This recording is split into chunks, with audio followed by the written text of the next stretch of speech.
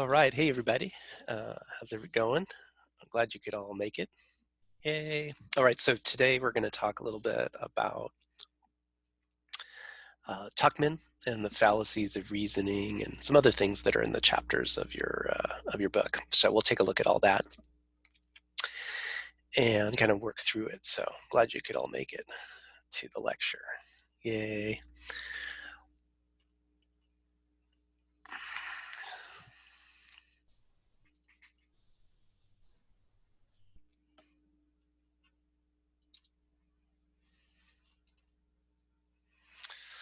Okay, so the first topic we want to talk about is tuckman. And tuckman sort of is this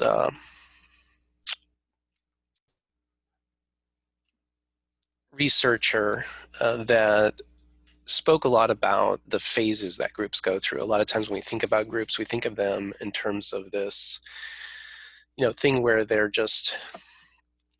one thing, they're this stable entity, and they never change. And in fact, what we figured out is that groups actually do go through a lot of changes over time, and they develop over the course of their existence. So he was interested in the stages of group development. And the ways I remember his name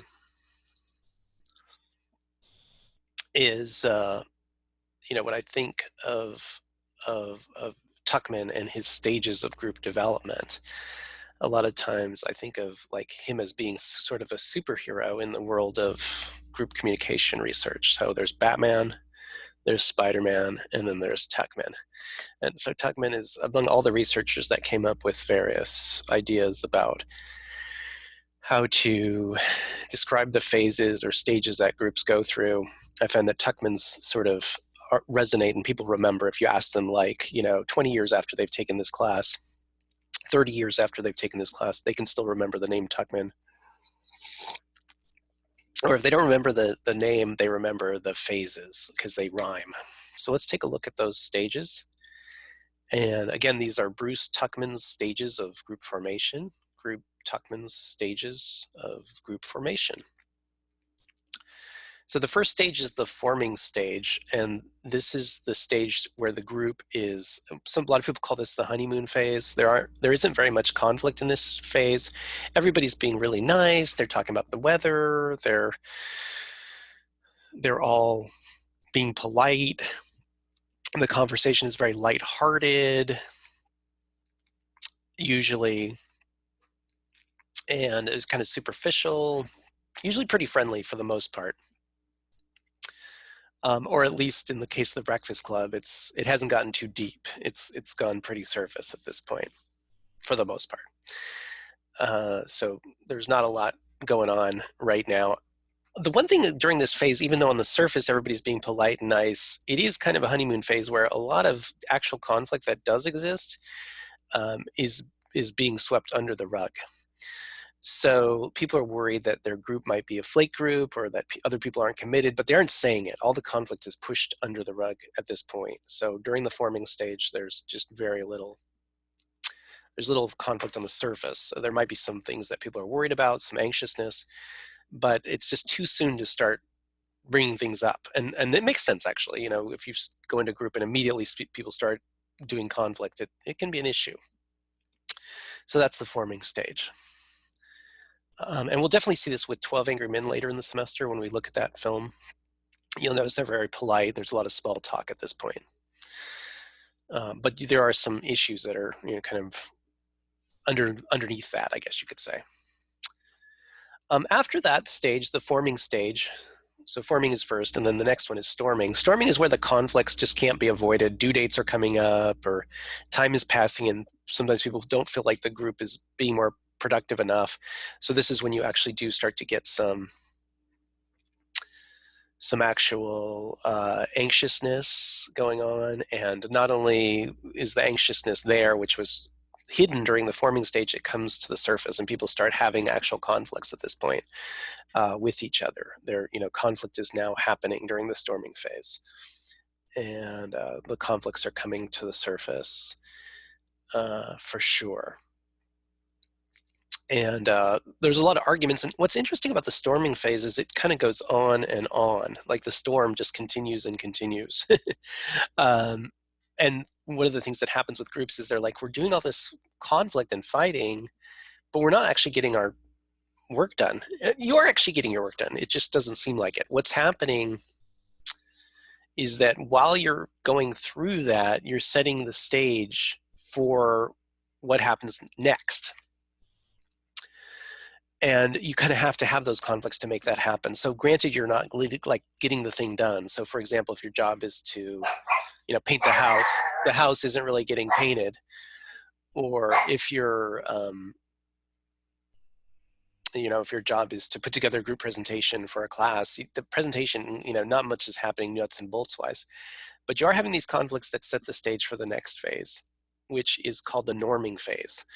So that phase is where, as a result of these conflicts, we start to form norms. Now, norms are repetitive patterns of behavior that the group has agreed upon.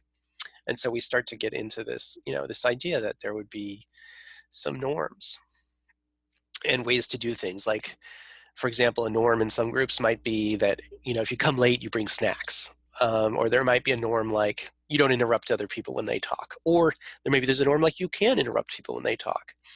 Or there's a norm that it's okay to tell jokes during the group. Or there's a norm that you can't tell jokes. This is where everybody starts to get kind of on the same page about how we're going to communicate in this group or how things are going to work. And some people get to the point where they're actually starting to look alike. So for teams, sometimes this is when they start to have a similar uniform. And so uniforms can be part of it. You don't have to have a uniform, obviously, to have norms in a group, but it can be part of it for sure. But we start to get a pattern, and this is how we do things in this group. This is the idea of like we know how things work, how we do things in this group, and you might even have like a group member who always takes notes, and so that's just a known thing, and it leads to a little bit more gelling. Interesting enough, during the norming phase, though, you still haven't necessarily gotten a lot of work done. You're formed how things are going to work, but you haven't really gotten to the point where you've gotten a lot of things done. And so a lot of people feel like, oh, this group isn't productive, but you kind of have to go through these phases to get to the productive phase. Okay, the next stage is the performing stage, which you might think of as like when people are actually up there on stage doing their group presentation or whatever it is. But it doesn't necessarily have to be just that. It's the actual getting ready for it. But if it was like, if the idea was to paint a wall in a house, now everybody would have like a brush in their hand, the paint would be out, and the actual painting would be happening. This is the performing stage, when you actually get the actual task done that the group is supposed to be doing. So that's the performing stage. Now, this phase is really a great feeling for the group because you can actually feel things happening and doing things. You can feel the actual productivity happening. So this is always really great because a lot of the anxiety about, oh my God, this group does nothing but fight, or this group does nothing but figure out how things are going to work, but we don't actually do any work. That goes away because you can actually see the work happening. And if it's a group presentation, it's not just the students standing in front of the class doing the presentation, but this is the point where you're sending out Google Docs around, you're emailing files, you're having lots of meetings where people are actually discussing tangible things, not just fighting and whatnot. And this is the performing stage. So these are tuckman stages that are mentioned in your textbook. They are forming, storming, norming, and performing. Forming being the honeymoon phase where there's just a lot of niceties and not a lot of conflict, and the conflict is swept under the rug. Storming, where people start to have arguments because they realize the due date is coming, or someone disagrees about how something is done. And then out of that comes the norms, like how things are going to actually work in the group. And then performing, actually getting the work done. So you can read about those in the textbook as well, but those are stages. And like I was saying earlier, like a lot of people, if you talk to them about having taken a group communication class, you can ask them like 20, 30 years from now, what are the things you remember? And one of the first things they'll mention is forming, storming, norming, and performing. And part of it is that it rhymes, so it's easy to remember because it all ends with that ing sound. So now the advantage of this, excuse me, there are a lot of advantages of this, but the practical application of it a lot of times for groups is you'll be in a group and you'll feel like, oh my God, all we do is fight. Or you're in a group and, oh my God, we're not getting anything done. We're just figuring out how we're going to do things. We're not actually doing the things. Or, the group is taking too long, or they're having too much fighting, or they just seem to be stuck. And yeah, that might be true. Or perhaps they're just going through their phases. So you can be a better group member on two levels. One, you know that this is happening. You're like, oh yeah, no, groups are going through its stages. We're just working through our stages. So assuring people that this is just a phase or a stage. But also kind of like realizing like, what do you need to do to move the group along? So if you notice there's a lot of storming going along, lots of fights, and then you could say at some point, well, let's make a rule within our group. It doesn't have to be like a punishable offense, but we have a rule that when you come late, you don't just expect everybody to review everything that has been happening immediately. You can wait a few seconds. You don't interrupt. So you can form some kind of a norm. So you can kind of move the group into, or when you feel like you have enough rules and norms, you can say, hey, let's go to work on this now. Let's roll up our sleeves and paint this wall. So you can also kind of see not only are you more relaxed because you know what stage the group is in, but you can also move the group into that next stage if you think it's appropriate. So those are tuckman stages: forming, storming, norming, and performing. And if you have any questions, just let me know. Okay. Next up, we have formulating discussion questions. That's a topic that again, is in your textbook. And for discussion questions, you are going to be looking at this in terms of groups. And groups, it's interesting because groups, a lot of times we think about what we talk about and what we know in a group, but a lot of times groups are dealing with questions of the unknown. And so your authors have talked about the types of questions that groups approach, because there's a lot of discussion in groups about the unknown and then figuring out among the group members what they need to do to actually answer those questions many times. But discussion questions often can lead our discussions. So they talk about different types of them. So one of them is a question of fact. Now, these are not actual facts. These are questions of fact where facts could answer the question, and they're stated in a factual kind of way. Now, sometimes they're straight up facts, like, did the Giants win the World Series in 2012? That is actually a question of fact, and it can be answered. Like, you go research it and figure out that they actually did win the World Series in 2012. So that's a pretty straightforward question of fact that you can go and research. It's pretty classic. You can go research it and find out what the facts are. I guess people could debate who won the World Series in 2012, but that's pretty much, once you research it, not too many people are going to disagree with you. Now, moving beyond that, though, we could have other types of questions, like, were the A's in the 2014 postseason? Were the A's in the 2014 postseason? That can be a question that comes up. Now, there are also other types of questions of fact that are way more debatable. Like, who won the World Series is not that debatable because you can look it up. But then there can be questions about things that really everybody thinks of them in a factual kind of way, and it has a factual structure to the question, and it's asked as a fact, but in fact the answer is not necessarily a fact, insofar as a fact is defined as something that everybody can 100% agree on. So it's stated as a fact. We may someday know, we may not know, but as for now, these are things that are factual questions that we are trying to answer, and we can only answer them to say, as far as we know, this is the answer. And a great example of this is, did O.J. kill Nicole? Now, O.J. Simpson was a famous athlete, and he was accused in the 90s of killing his ex-wife, Nicole Simpson. And this is actually a photo from the movie about it, which starred Courtney B. Vance and John Travolta. And basically, if you watch this film, or if you research the O.J. case, you'll see that the situation with O.J. Simpson is that although we can ask a question like, did O.J. kill Nicole? And on the surface, that seems like a factual question. The answer to that is very debatable, and people are really divided on whether O.J. killed Nicole or not. And there's lots of evidence on both sides. So that's really, a big thing. But we still would classify this as a question of fact, believe it or not. We would actually classify this question as a question of fact, even though it is not, the answer isn't necessarily something that everybody would agree factually about. Some people would say this is a fact, but there's too much debate about it. But still a question of fact. Did OJ kill Nicole? For that reason, because there's so much controversy about it. And one of the reasons it's a question of fact is it doesn't deal with whether or not the thing is good or bad or what we should do about it, because those are some things about questions of fact. Like a question of fact doesn't say, it's great that OJ didn't kill Nicole, for example, or wouldn't it be great if OJ didn't kill Nicole? So it wouldn't do that, and it wouldn't say, oh, we should put OJ in jail for killing Nicole or something like that, because those things, once you get into those areas, they're no longer questions of fact, and we'll talk about what they actually are, but there wouldn't be questions of fact. Anytime you're putting an evaluative term on it or calling for action, it's not a question of fact anymore.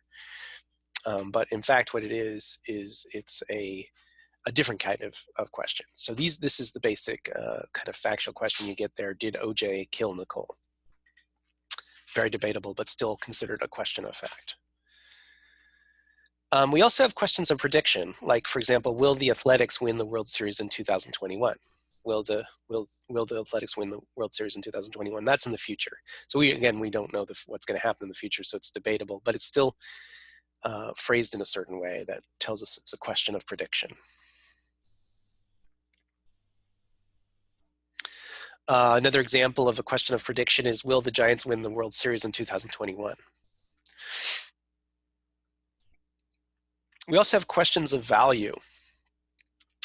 Questions of value deal with what's good or bad, or synonyms for that, like other words that mean the same as good and bad.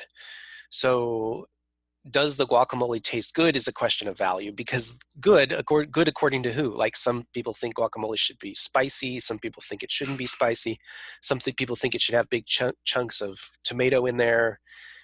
Sometimes people don't think it should have big chunks of tomato. So your definition of what good is for guacamole depends, and that's why we know it's a question of value, because it has a word in there like that has an evaluative aspect of it. Or you might say, for example, which political party in the United States produced the best president over the years, like looking at all the years. And the word best there is a question of value. So best according to what? If it's a president that maybe passed a lot of laws, that could be some people's criteria for a president, or a person that avoided a lot of wars or started a lot of wars. What is that? What is the definition there of this whole thing?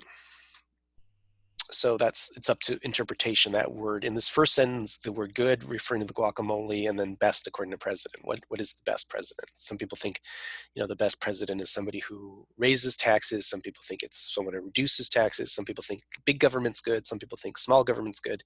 The word best is open to a lot of evaluation. And then you have questions of policy, which deal with what we should do, like what actions should we take. And they almost always have the word should or a synonym for should. So what should be done to improve the way the government handles and investigates UFO sightings in the United States would be a question. UFO stands for unidentified flying objects, and it deals with like creatures from other planets coming to visit us. So what should be done to improve the way the government handles and investigates UFO sightings in the United States could be a question that comes up from policy. If you're fans of Marvel Comics, a question came up during Captain America's Civil War. Should Captain America sign the Sokovia Accords? And that was an accord that said that the United States federal government and the United Nations should be able to weigh in on the actions of the Avengers, or should the Avengers be completely independent? And Captain America and Iron Man were on different sides of this conflict, and that actually caused the Civil War within the Marvel universe. So yeah, that was another example of, what should we do? That's a policy one. Again, a policy question.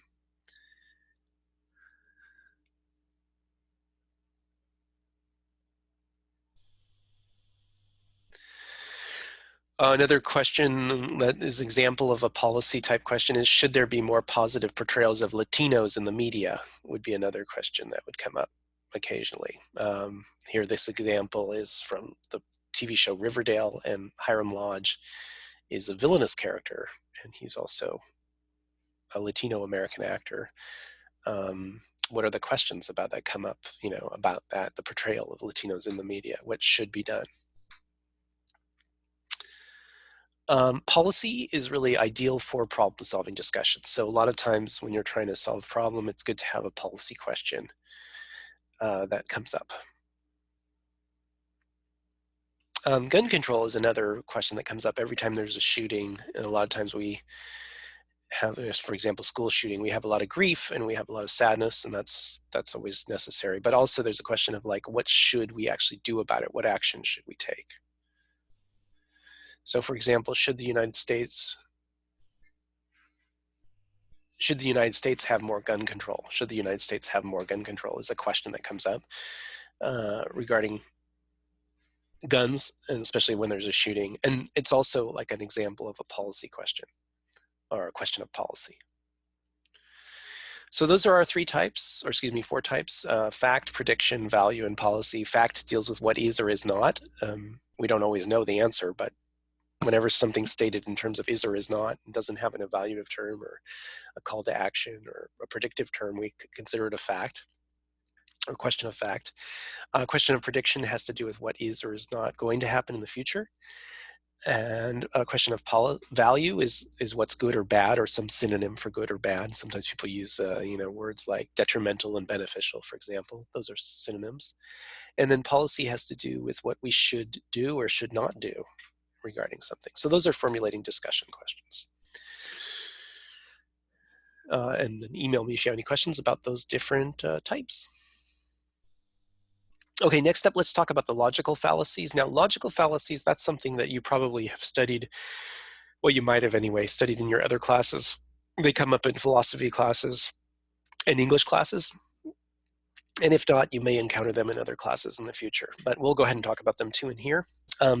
So basically, groups are always trying to make good decisions, and they're discussing things and deciding on things. And it's tricky though, because sometimes groups make mistakes too. And even though human beings try to be logical, sometimes we're illogical, and we either let emotions rule us, or there's some kind of error in our thinking. And that's what fallacies are. Logical fallacies are errors in our logic, mistakes in our logic. So we're going to take a look at some of the classic logical fallacies that are mentioned in your textbook, and we'll take a look at them and discuss them.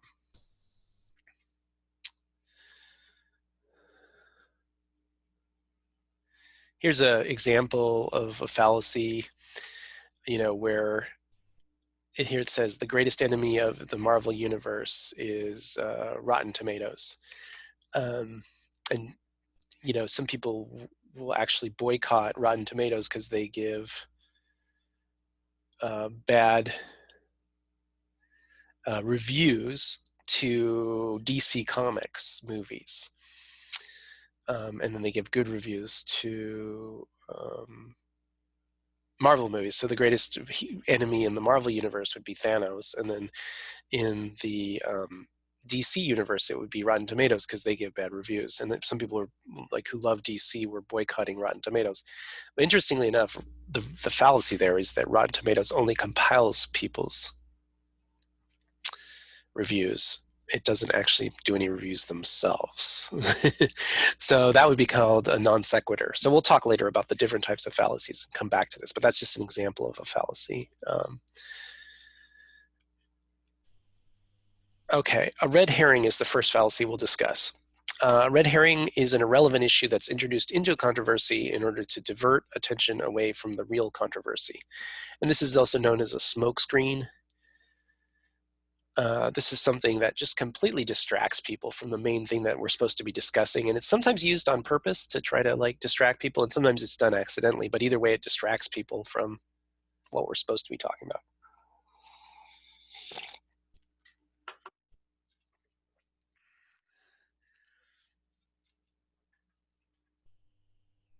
An example of this would be when George W. Bush was running against Al Gore for president. He brought up quotas in the context of a affirmative action debate. Affirmative action is this policy that tries to work towards equality in admissions processes for colleges and universities, typically, and in hiring practices. And it generally speaking, most affirmative action policies have to do with fair treatment. They don't really have to do with quotas per se. Almost never, and certainly not in the time when they were debating it, were quotas a part of it. A quota is where you have to hire or admit a certain number of people from a particular category, regardless of their qualifications. And that usually was not part of it. But George W. Bush, I don't know if he did this on purpose or not, but he brought up quotas in the middle of a debate with Al Gore, and it threw off the whole debate because quotas aren't really part of it anymore. But it definitely distracted everybody.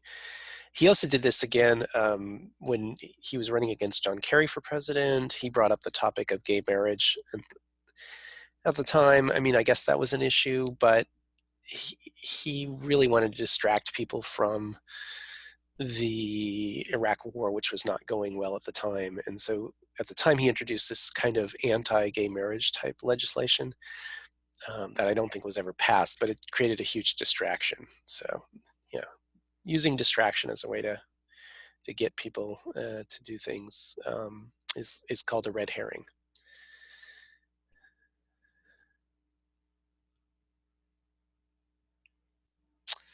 So red herring is irrelevant information that's introduced to distract people. And it's two definitions here, right? A dried smoked herring, which is turned red by the smoke. And the reason that they use this is that hunters used to drag this across the field to distract the bloodhounds of the other hunters so that they would be able to get the deer or whatever they were hunting. They could throw off the scent completely for the bloodhounds and distract the bloodhounds by dragging the fish in the wrong direction. They would also be able to do that or just throw them out there, throw off the scent. And this would also happen in terms of people like, sometimes would use bloodhounds to try to search for another army, or even an escaped prisoner could use a red herring to distract, because the smell of the red herring would throw off the scent of the bloodhounds. So that's how you distract the bloodhounds. That's the roots of it anyway. Another definition is something, especially a clue, that is intended to be misleading or distracting.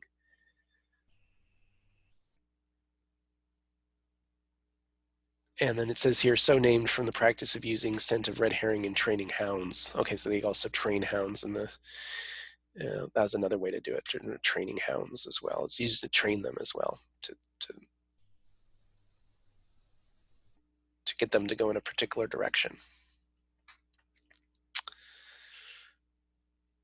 Some people say the news media is constantly doing red herrings. So something irrelevant to your life just happened, and now we are going to blow it out of proportion for days to keep you distracted from what's really going on. That's, the news will focus on news stories that are sort of, sensational and kind of exciting, but they aren't really the most important thing that's happening or going on at the time. So, for example, the 67 richest people in the world now have as much wealth as the bottom 3.5 billion. But let's talk about deflated footballs instead. So this like big thing can be going on in the with the government, sort of distribution of wealth, things like that, and then we can be distracted by the NFL, and this is referring to the Patriots and all that controversy about how much air was in the balls, the footballs during a football contest or game. It can distract people, and so we get the news. The news can be really throwing us off. Or maybe the president of the United States is doing all sorts of nefarious and maybe corrupt things with our money or foreign relations, and we're distracted because he allegedly had an affair with a porn star. I mean, that's not good either, but if all the news cycle is talking about Stormy Daniels and we're sort of distracted by that, we might not be getting enough analysis of what else the president is doing at the time. That might be a problem. For example, foreign meddling in elections. Maybe we can distract from that with the Stormy Daniels type stories.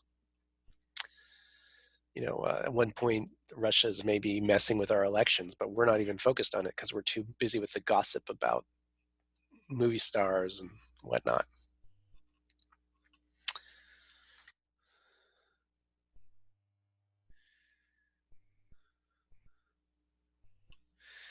Okay, next up we have the bandwagon fallacy. This is where basically people argue we should do something because everybody else is doing it, is basically the argument that keeps being offered in this circumstance.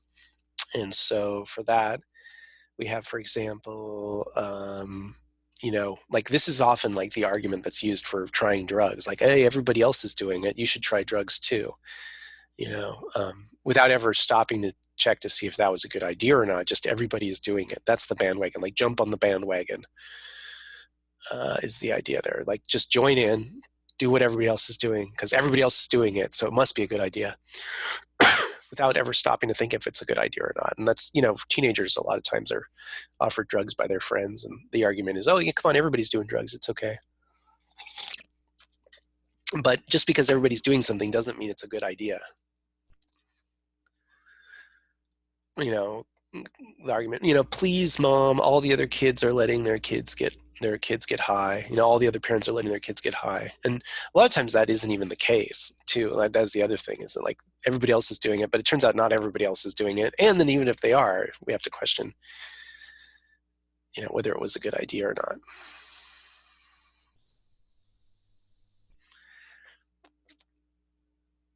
A lot of people are forced into, drugs that they thought would be fun, and then it turns out not to be fun. But the argument is, hey, come on, everybody's doing it. It can be other things though than drugs. It could be like, everyone is in favor of getting rid of the trailer park, so we should be in favor of getting rid of it too. That would be an example of a bandwagon fallacy too. Like, just, wanting to do something because everybody's doing it is clearly not a good reason, but we do fall into that sometimes without ever questioning, like, is the trailer park good or bad? Is it practical or not? Is it helping people? All that.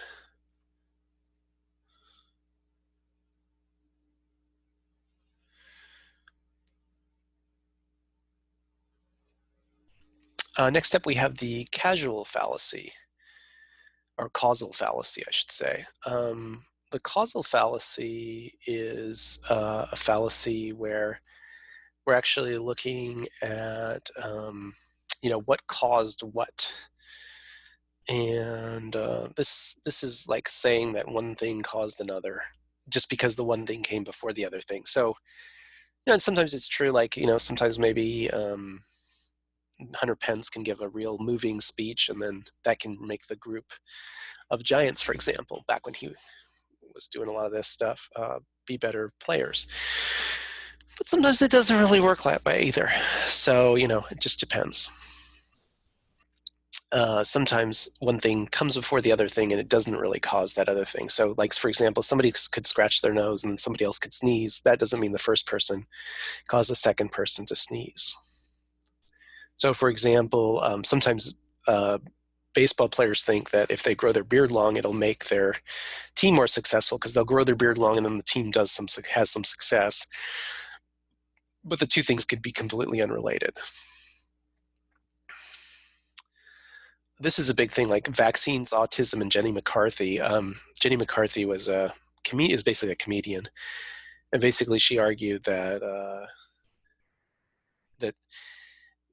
vaccines cause autism, and the reason she was arguing this is because her child got autism around the same time that he got his vaccines, but that was more of a coincidence, and she's admitted that since then. But it was more of a coincidence than anything else. Really not a factual thing. It just so happens that a lot of times autism kicks in around that same time. So there can be like a third variable causing those two things.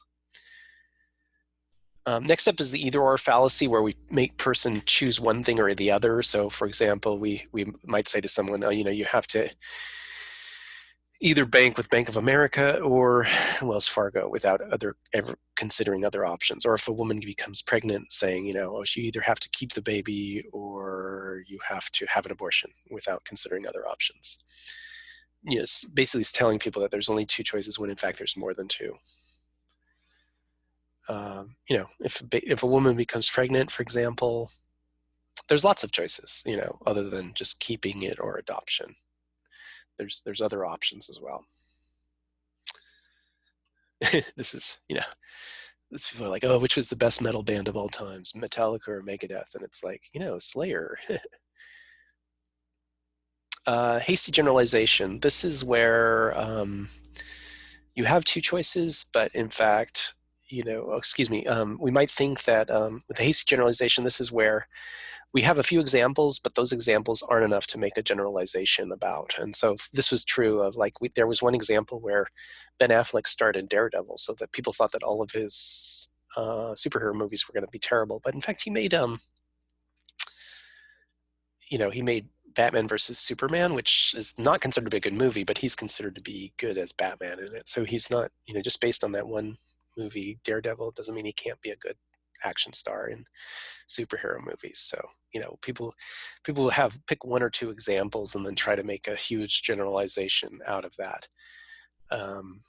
Like sometimes, for example, Donald Trump will choose like one or two examples, and then he will try to generalize from those. Like, so he'll like have an example of a Latino American that has done a crime that immigrated to the United States, and basically try to make this huge generalization about all Latino immigrants. That's a hasty generalization as well. A non sequitur is like what we were talking about earlier, something that doesn't follow. um, you know Somebody might say, one thing, and then based it on that one thing they say we should do this thing, but it doesn't really, the two don't seem to link. So for example, someone might say, we should I'm going to destroy uh, the backyard and tear it up because spaghetti is for dinner. And it's like, well, how are those two connected? A lot of times people try to figure out why their dog is barking, and they'll come up with all kinds of non sequitur, explanations of it as well.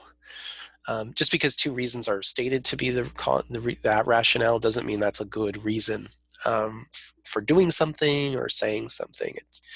The two things could be completely unrelated. So, the dog could be barking for any number of reasons, but you can come up with an explanation, but are those two things linked? It might be totally random. A lot of times it goes in a crazy direction. And then definitely this is an example of a non sequitur. Here's an example. We should build the wall because Mexico will pay for it. Um, it's really a non sequitur if you think about it, because Mexico is not going to pay for the wall. Um, it's a very good example of a non sequitur, this one. We should build the wall because Mexico will pay for it. You hear people say that, and it's just, it doesn't flow. It doesn't make sense, but people say it anyway. They put one thing and then they say another thing, and then they have because dividing up the two. Uh, this whole thing with Donald Trump and Kanye West was another. There were all kinds of non sequiturs in there. If you listen to what if you watch the video on YouTube of all the reasons that Kanye West was supporting Trump, they didn't make any sense. That he would say one thing and then he'd say, and therefore I support Trump, and the two didn't really make sense to me, at least not to me. Listen to it yourself and see if you can see the same thing.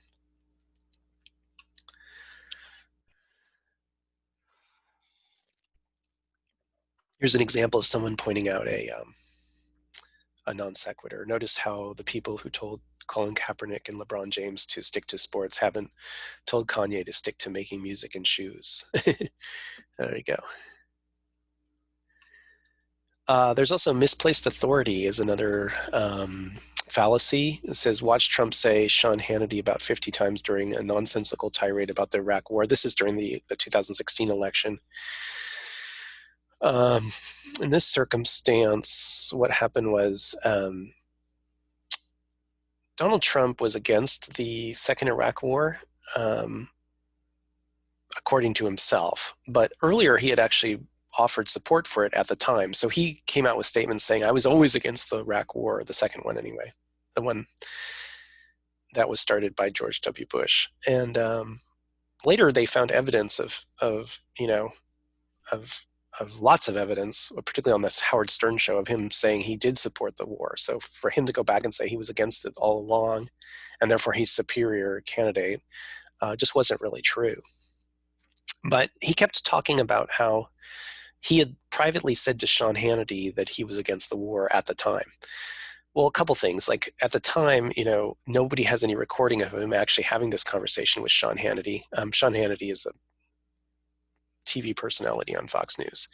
The other thing is that Sean Hannity is a huge Trump supporter and it would never come out against Trump either. So it's really a misplaced authority to say that Sean Hannity is an expert on, a truthful expert anyway, on what Trump did or did not say to him privately. There's no recording of Trump in the past saying that he was against the war, but they did find recordings of him saying he was in favor of the war. So later he comes out against the war.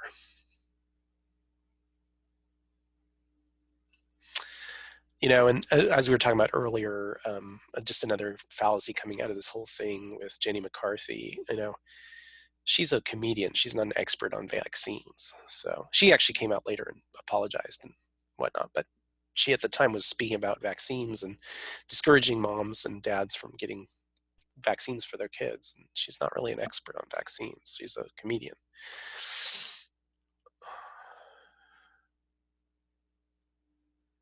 There's a fallacy. Here's a question. What kind of genius loses $1 billion in a single year? It's sort of a non sequitur, sort of, I would say. To a certain extent, she's pointing out a non sequitur, but also she's also pointing out that like we think that we label Donald Trump a genius, and he's not really the authority on the economy that he thinks he is, because he had a few successful real estate deals and a lot of failed ones actually. Shattered Glass, this is a good movie, kind of talking about the idea of authority there, and we tend to give authority where it shouldn't be. And this is a movie about a writer who completely made stories up and published them, and eventually did get caught for doing that. But he was saying something was true, and a lot of people read the articles because they appeared in a popular magazine, but they weren't really true. And his boss goes back and fact checks them and figures out that he was actually lying about a lot of stuff. And it's a true story actually, and it talks about misplaced authority, like just made up facts. He made up authority figures that didn't even exist in this case. But we were also giving authority to a magazine that hadn't done enough careful fact checking. Next up is the personal attack, where this is basically whenever people do this, where they can't attack the policy, so they end up attacking the person.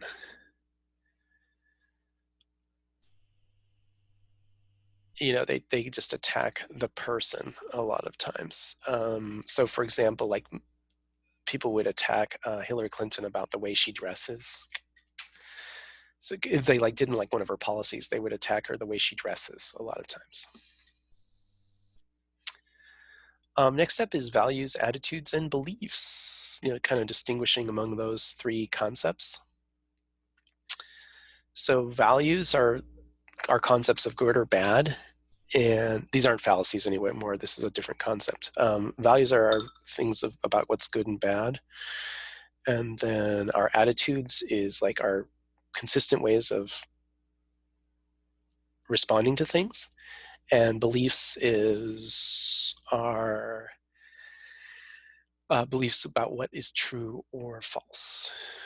Okay, so those are the three areas there. You can read about those things. But like, for example, a value might be something like, Jesus is good. Um, and then attitude might be like, whatever your consistent way of responding. So it might be to go to church, for example. And then belief might be your belief about whether or not Jesus exists or not, or even was a real person. Those can all be different types of things that people have. So values, attitudes, and beliefs are distinguished among themselves in that text back book, and you can check it out. So yeah, that's this particular lecture. So yeah, read it all over, check it out, and let me know if you have any questions. Um, email me if you have questions, and I'll try to answer your questions as much as possible. And yeah, just have fun reading over your textbook and looking at the study guide and everything. And just email me if you have questions. And we always hope that you can, you know, have fun reading and studying for everything. And if you have questions, I'm always available to try and help you out. All right.